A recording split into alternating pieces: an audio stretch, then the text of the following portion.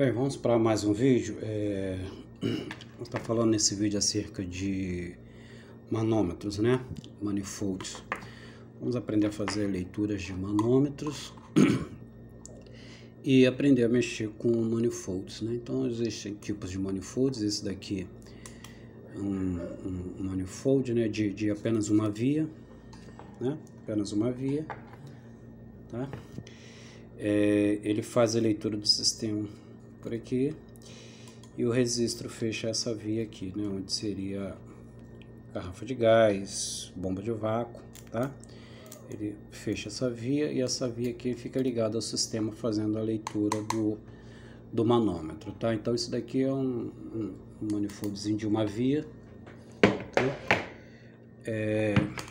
E o mais comum, né, mais utilizado é esse manifold aqui, né? Esse manifold aqui, na verdade, gente, ele é um manifold americano, né? Ele é da Imperial americano. Ele tem 4 registros, tá? 4 válvulas, né? Geralmente os manifolds comuns você tem apenas 2 válvulas, né? Você tem 3 mangueiras e 2 válvulas apenas, tá? A válvula de baixa e a válvula de alta, tá? Esse trabalha com 4 válvulas, ou seja, ele fecha a válvula de serviço e fecha a válvula que é específica para vácuo. Bem, vamos lá, vamos detalhar, né? Nós temos aqui a parte azul, que representa a parte de baixa pressão, tá? Esse registro fecha essa mangueira, tá? Relacionado a esse manômetro de baixa pressão. Como é que a gente identifica um manômetro de baixa e de alta pressão? Tá vendo aqui a escala dele? Ele vai até 250 PSI, tá? Enquanto de alta, esse daqui no caso ele vai até 800, né? Geralmente eles vão até 500 PSI, tá? Se bem que agora saíram uns manifolds agora nos manômetros no mercado, tá? Que mesmo o de baixo ele já tem uma escala maior, tá? Até para facilitar a leitura dele no R410, por exemplo, né? Que aqui você vê que a gente já chega no limite da escala dele aqui, ó, de 120 PSI, né? 120 PSI, geralmente a gente trabalha até com uma pressão superior no 410.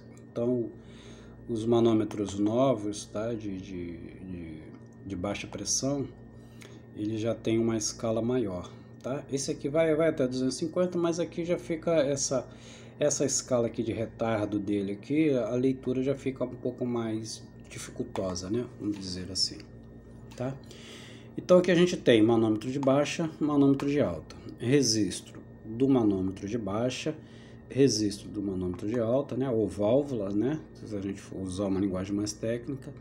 Aqui eu tenho essa válvula relacionada à minha mangueira de serviço, tá, que é amarela, e esse manômetro aqui em especial, ele tem essa saída aqui que é para vácuo, tá, onde ele vai pegar uma mangueira de 3/8, uma mangueira preta exclusiva para vácuo, tá bom? Vamos lá, vamos ver em relação então ao manômetro. Veja bem, característica do manômetro de baixa em relação ao manômetro de alta, tá? O manômetro de baixa ele tem a escala, tá vendo aqui, ó, do 0 a -30, tá vendo? A -30. Isso daqui tá relacionado a essa escala aqui, ó, INHG. Tá? Esse INHG aqui, o que quer dizer isso? Isso aqui quer dizer polegada de mercúrio, tá? Essa escala de 0 a -30, ela está relacionada ao vácuo, tá? Então, quando eu estou no sistema que eu começo a bater vácuo, eu começo a vir a pressão negativa, tá? Ele começa a descer até chegar na escala de -30, tá? Isso pressão manométrica, né? O ideal é que quando você esteja batendo um vácuo, você utilize o vacômetro, né? E aí no vacômetro você não utiliza a polegada de mercúrio, mas você utiliza uma outra escala, que é chamada de microns, né? Onde nós teríamos aí os 500 microns como um vácuo perfeito, né? Um vácuo bom para o sistema, né? de refrigeração. Então vamos lá, como é que é feita a leitura de escala do nosso manômetro? Veja bem aqui, deixa eu focar aqui, tá vendo? Então aqui nós temos aqui, ó, nessa escala preta aqui de cima aqui, nós temos a pressão em bar, tá vendo? E nessa mesma faixa preta aqui na parte inferior, nós temos a pressão PSI, tá? Então você vê aqui, ó, que quando nós atingirmos aqui, ó, 14,7, né, que é a pressão de 1 bar, né, ele está mostrando aqui, ó, 1 bar, tá? Ou em PSI, né, quase 15 PSI, né, 14,7 PSI, tá? Então é isso. Então você pode se basear tanto por PSI, que seria essa primeira escala aqui externa, tá? E aí nós temos a segunda, tá? Que seria em bar. Então, eu tenho 1 bar, 2 bar, 3 bar, chegando até 8 bar aqui e ao máximo 17 bar, o que daria 250 PSI. Tá? Partindo daí, então eu tenho essa faixa azul, que vai me separar leitura manométrica de pressão para termodinâmica do gás. Tá? Como é que funciona isso? Vamos lá. Eu tenho aqui na primeira faixa aqui, nessa primeira faixa aqui eu tenho o R134, deixa eu aproximar bem aqui, tá vendo? Então eu tenho o R134, tá? Depois eu tenho a escala do R407, tá?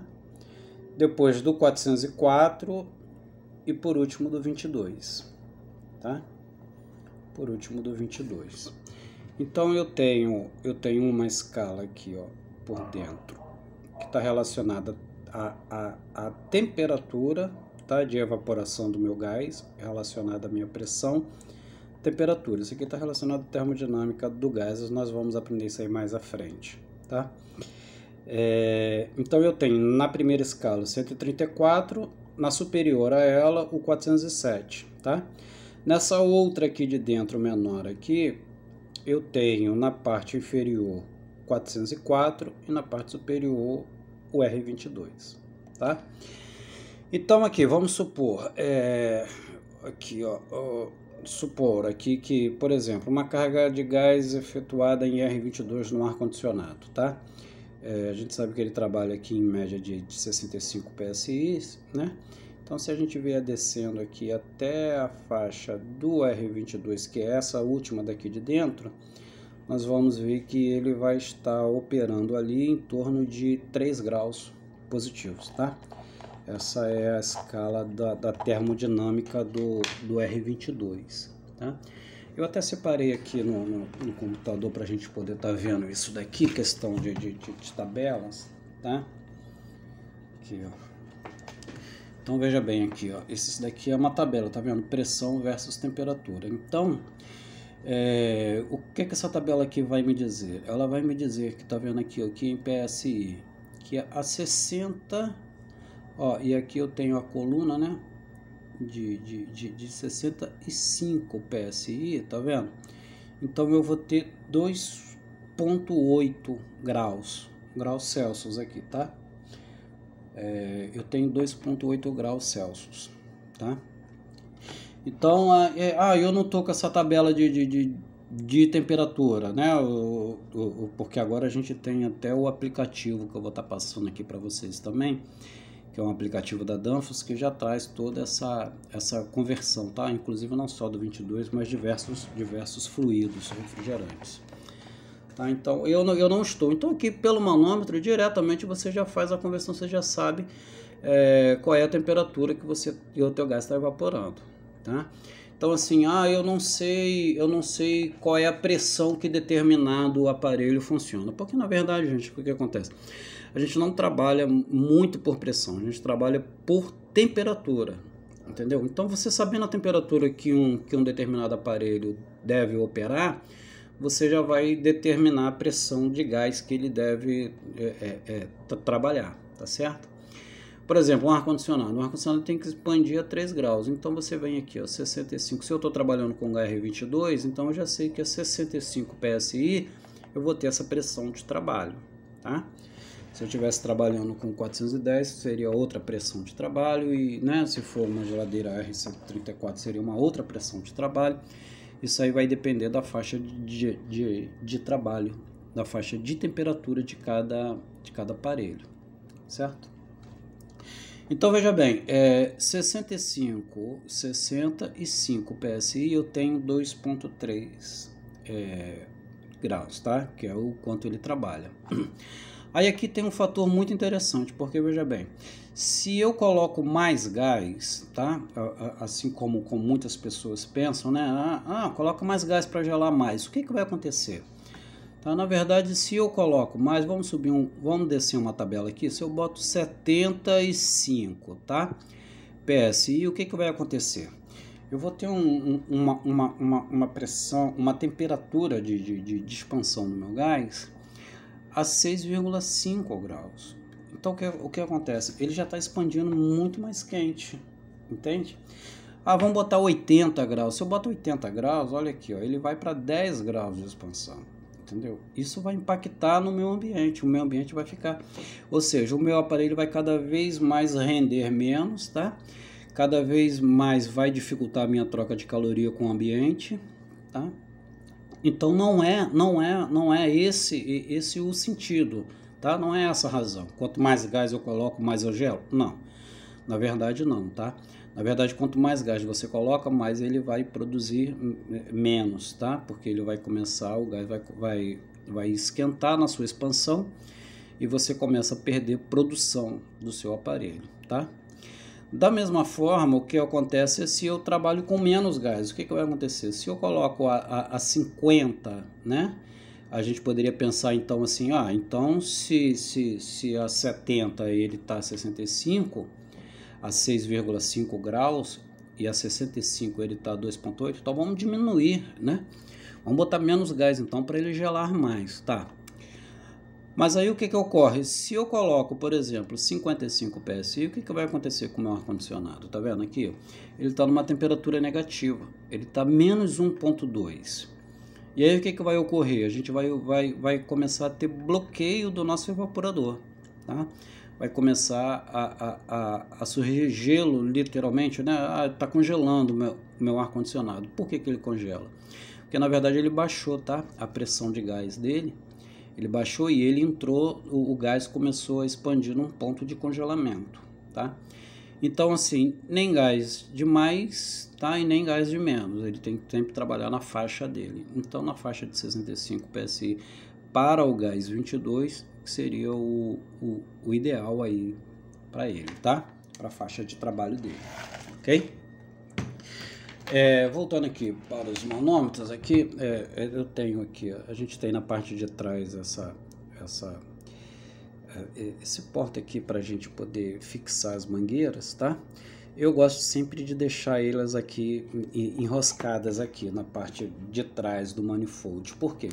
Porque você evita de entrar poeira, entrar umidade na sua mangueira, você preserva, tá? Para ficar solto, batendo, né? Danificando a sua vedação e impurezas também que possam estar entrando, tá? Então eu gosto, eu acho que é importante a gente preservar isso. Então eu sempre venho e fecho aqui, terminei o serviço, eu venho, fecho aqui, tá vendo? Ele fica protegido, fica guardadinho com todas as mangueiras, tá? Deixa eu mostrar um detalhe aqui para vocês aqui da mangueira. O que acontece? As mangueiras, ela vem, tá vendo aqui na ponta aqui? Deixa eu conseguir dar um foco aqui.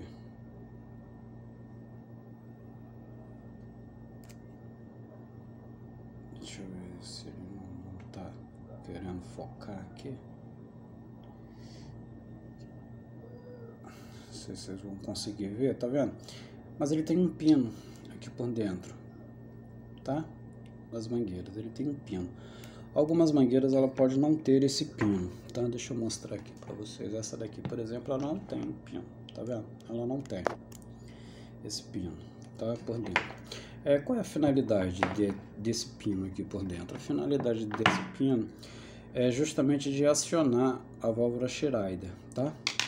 Eu tô com uma válvula Schrader aqui para mostrar para vocês. Isso aqui seria uma válvula Schrader, tá? A gente solda ela no compressor e ela fica lá, ela é chamada uma válvula de serviço, tá? Aqui a gente coloca o gás e tira o gás da geladeira, faz as medições, não só de geladeira, ar-condicionado e vários outros dispositivos. Então você vê que ela tem um pininho aqui, ela se assemelha muito a um birro de câmara de ar, né? Aqui você aciona pelo meio e ele libera o gás, quando você retira ele veda, tá? Automaticamente. Então você fez a solda, instalou tudo, você começa a aplicar a carga de gás aqui. A hora que você desconecta a mangueira, ele já veda, então você não precisa mais fazer mais nenhum tipo de solda. Então esse pino, a finalidade dele é justamente essa, ó, de acionar esse pino, tá? Então você coloca a mangueira, você começa a vir ajustando ela, automaticamente ele vai acionar a válvula, tá? No mesmo momento em que a borracha de vedação, ela encosta aqui já fazendo a vedação. Então você não tem perda de gás aqui. Tá? Você colocou aqui, bateu o vácuo no sistema, deu a carga de gás, o sistema está pressurizado, está com pressão, chegou na sua pressão de trabalho ideal, você simplesmente retira a mangueira, a válvula já vai fechar automaticamente, você vem, coloca a tampinha, tá vendo? Agora tem um anelzinho, um ringue ali, você coloca aqui a mangueira e pronto, tá? Deixa eu ressaltar uma coisa aqui em relação a essa tampinha aqui da Schneider, tá? Essa tampinha aqui da Schneider, ela já faz o ajuste também dessa válvula, tá? Já faz o ajuste dessa válvula. Tanto para você substituir, como de repente para você ajustá-la um pouquinho. Ah, ficou vazando aqui um pouquinho, então você vem, coloca ela aqui e faz o ajuste nela, aperta ela, tá? Ou se você quiser, você retira ela. Eu vou retirar aqui para vocês estarem vendo. Ó, aqui você retira e pode fazer a substituição, tá? Porventura a vedação já esgotou aqui, né? Já ressecou, já não está mais vedando, ou ele já emperrou e está dando passagem, qualquer coisa.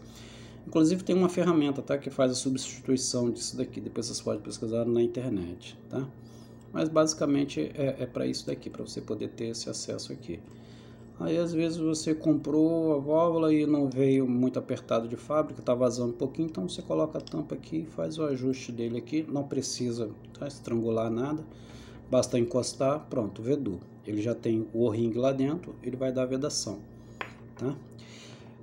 Se porventura isso daqui estiver muito para dentro, tá? Ou muito para fora, o que acontece? Se estiver muito para fora, na hora que você começar a encaixar aqui, ela já vai disparar a válvula sem que a proteção de borracha esteja encostando. Então o que vai acontecer? Ele já começa a vazar, tá? Então isso daqui você também ajusta, tá? Geralmente ele vem até o final, tá? Ou quando tiver muito para dentro, tiver com dificuldade de acionar, você pode vir aqui ajustar, tirar ele um pouquinho, e aí você consegue regular a sua mangueira de acordo com o seu trabalho, tá? E você vai vendo que o ideal é que você comece a encaixar a mangueira, tá? E ele só acione a válvula com ela já quase no final. Aí você dá só o apertozinho para fazer a vedação normal e ela já liberou a válvula, tá? Sem precisar escapar nada para o sistema, tá? E nem deixar fazer uma entrada de ar aqui, tá bom? Do mesmo jeito que eu falei em relação a você encostar aqui e vedar, gente, é a mesma coisa em relação as válvulas do manômetro, tá? Tem muita gente que estoura o manifold porque vem e, sabe, arrocha aqui e você vai cansando a vedação aqui dentro, tá, sabe? Então não há necessidade disso. Daqui você veio, encostou, pronto, encostou, um leve toquezinho assim, você já vedou o seu sistema, tá? O mesmo acontece com as mangueiras. Se você arrocha muitas mangueiras, você vai danificando a sua vedação.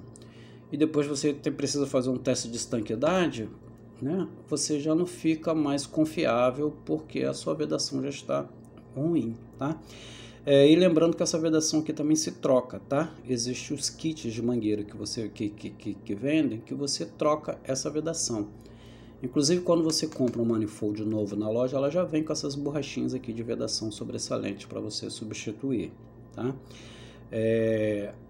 acontece muito das pessoas perderem, que às vezes o sistema está pressurizado, você abre para poder purgar, né, acaba abrindo demais e ela pula, tá? Então é sempre importante você, na hora que for purgar, você primeiro, por exemplo, vou purgar numa garrafa de gás, então o que você faz? Você vem, encaixa ele assim só um pouquinho, e aí você abre e faz a purga aqui, você vai ver que ele vai sair o ar, né? Vai sair o ar, vai começar a sair o gás, pronto, você já fez a purga. Aí você vem e faz a vedação dele, tá? Então não precisa você estrangular, não precisa você forçar para você não danificar a sua ferramenta. Essa ferramenta aqui, por exemplo, esse manifold, ele está perfeito. Eu já tenho ele há anos que eu tenho esse aqui, esse instrumento, tá? Há anos. Você pode ver o estado dele aqui, ó, das válvulas, já está começando a ressecar e tudo, tá vendo? Já está bem escuro, isso aqui era bem amarelinho, tá? As cores eram bem vivas, você vê que hoje ele já está bem gastos, tá?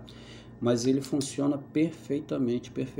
Eu faço teste de estanqueidade nele, confio muito nesse instrumento. As mangueiras, é lógico, as mangueiras já ressecam mesmo, né? Até o óleo, o gás da refrigeração acabam ressecando com o tempo as mangueiras, você tem que trocar, tá?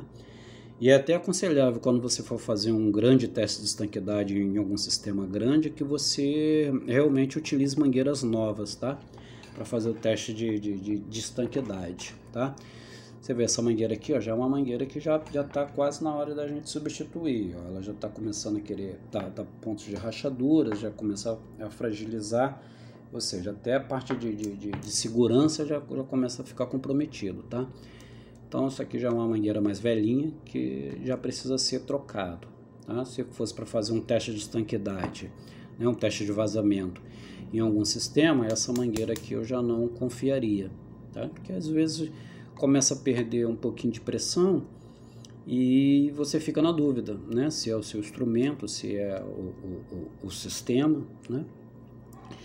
Então, mas aí como você ter a certeza também? Isso aqui você coloca numa garrafa de gás, né? E abre o sistema, fecha a válvula e espera ver se ele vai cair a pressão, né? De preferência no nitrogênio, né? Porque ele não varia a pressão de acordo com a temperatura. O gás não, o gás ele varia, né? Então ele pode ter uma pequena perda devido à temperatura e você ficar em dúvida, né? Será que foi o gás que variou a pressão ou será que foi um vazamento, né? Um micro vazamento no sistema.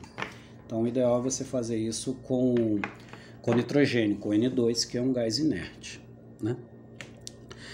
Deixa eu estar mostrando aqui para vocês também. Esse daqui é uma válvula, tá? Da linha automotiva, tá? Da linha automotiva. Então é um adaptador, tá? Para a linha automotiva. E aqui nós temos, né, no mesmo sentido, o azul de baixa pressão, o vermelho de alta pressão. Eles não encaixam de formas diferentes, porque você vai ver que o diâmetro deles aqui é diferente, tá? Então não tem como você encaixar o de baixa no de alta, nem o de alta no de baixa, tá? Ele tem uma borracha aqui dentro aqui de vedação, um anel O-ring, tá? Como é que a gente instala ele? Você pega uma válvula, não é isso daqui, isso aqui é uma válvula de split, tá? Mas só para a gente tentar simular. Ó, tá vendo? Ele não encaixa, então quando você libera essa alça aqui para cima, tá vendo? Ele tem umas esferas aqui dentro, as esferas liberam, ó, tá vendo? As esferas liberam. Quando você solta, elas travam aqui e não deixa mais ele correr. E aí depois você vem e aciona, tá vendo? Aqui a tampa e ele vai... O êmbolo dele vai descendo, tá? Até acionar a válvula. Lembra que eu falei para vocês da válvula Schrader, né? É o mesmo princípio, tá? O que aciona isso daqui, no caso, é a mangueira do manifold, tá? E na linha automotiva, isso daqui, ao você apertar aqui, ela aciona a válvula, liberando o circuito, né? Liberando o gás, né? Então, o princípio seria mais ou menos esse daqui, ó. Você coloca, tá vendo? E solta ele. Ele agora não vai descer porque ele não vai ter o encaixe, né? Essa daqui não é a válvula de gás do carro, mas seria mais ou menos esse o sistema, tá? Ela tem uma fenda onde vai receber essas esferas. Então você colocou aqui, soltou, ficou preso ali. Aqui ele já vedou, tá? E aí você vem, aperta aqui para poder liberar a pressão para você fazer a leitura, tá? Aí isso daqui, naturalmente, você vai colocar na mangueira vermelha para você fazer a sua leitura de alta pressão. Tá? Lembrando, tá, gente? Ele não tem a válvula aqui, tá? A válvula Schrader. Por quê? Porque ele só vai liberar a partir do momento que você apertar, tá? Que você pressionar o êmbolo. Então você colocou a mangueira, aí você vai, aperta e ele libera o sistema para você fazer a leitura, tá bom? Então é esses aqui os pontos. Aqui eu tenho o de baixa e aqui o de alta pressão, né? Então basicamente é isso aqui, a aula de manifolds, tá? Espero que tenha gostado aí, até a próxima aula.